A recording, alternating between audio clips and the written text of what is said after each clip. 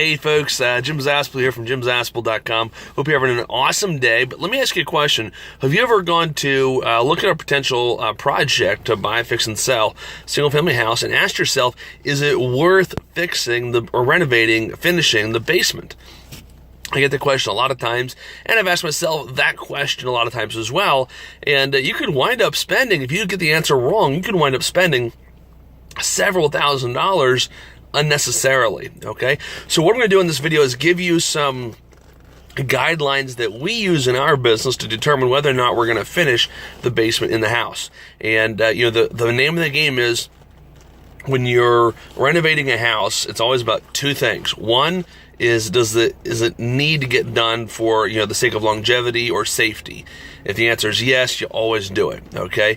But in terms of everything else, aesthetics, such as finishing a basement, the determining factors of whether or not you should do it is always, will you get your money back? That is always the determining factor. Aside from safety and longevity things like roof and that kind of stuff, it's always about, will you get your money back? All right, so should you finish a basement on a property or not? It really comes down to a couple of different things. So there's a checklist that we have for every property, things that a house should have, right? At least 3 bedrooms, at least 1.5 bathrooms. If we do a master suite, that's a bonus, right? Obviously, every house has a kitchen, but maybe a separate dining room is another, bonus. A living room is another bonus. A family room is another bonus, right? So, and also at least 1,600 square feet or so is another thing that we want on the checklist. But what if you're rehabbing a house that is, say, under 1,200 or under 1,400 square feet? Should you finish the basement? Well, if the ceilings are high enough, the odds are you probably should, okay? And as always, you've heard me say this a lot, in regards to determine whether or not you should do something on a house, just look at what houses have sold recently and quickly in the immediate vicinity of that subject property. So our rule of thumb is this: if the ceilings are high enough and we don't have a family room and the house is under 1,500 square feet or so, I'm probably going to finish the basement. I'm not going to put a powder room down there, but I'm probably going to finish the basement, okay? Another caveat to this is down the city.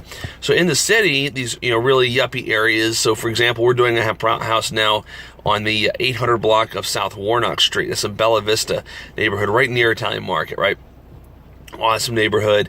ARV is between $650,000 and $700,000. So this is a 2,000 square foot house above ground. So it's 3 stories and it's 300 square feet, 2,000 square feet for all 3 stories, and we're doing a roof deck, right? But so ordinarily, so I've got the big kitchen, the dining room. That's the typical 3 rooms on the first floor, and then 3.5 bathrooms. I think it is 2 bedroom, 2.5 bathrooms on the other 3, on the first, second, and third floors. And so ordinarily, I would never finish a basement on that kind of house. But what I did is I went ahead and checked my comps, right? I looked at the comps of comparable sales in the neighborhood, the ones that got top dollar, and made the decision that finishing the basement, that extra $7,000 to $10,000, because we're putting a powder room down there, is actually worth doing. It's worth the investment to do that. And again, why? Well, it's very simple, because that's what the market demands. So, but generally speaking, it's determined by the size of the house. If you're lacking a family room or a good living room, or just lacking much square footage, finish the basement, okay? I will tell you, I've never gone through the hassle of underpinning a house, which is simply, let's say that your ceilings in the basement are not high enough, right? So not enough clearance. And so what you can do is excavate down the basement floor, but if that puts you too close to the bottom of, or beneath the bottom of the foundation, then what you've got to do is you've got to fill in underneath the foundation to basically make the foundation go down farther, right? And then you can finish the basement on what's left over. So hopefully that helps you.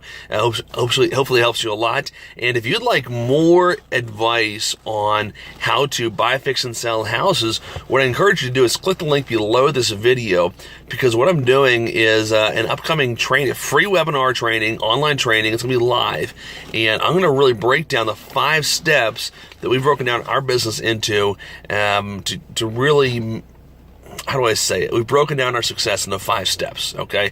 Do a lot of deals. We got 30-something projects going on right now. Sold 47 last year. We do a lot of business, and it all comes down to these 5 steps. So if you want to learn more about those 5 steps so you can as well either start or grow your real estate investing business, then I highly recommend that you get yourself on this training. So click the link below this video, and I look forward to seeing you on the training. All right, have a good one. We'll see you.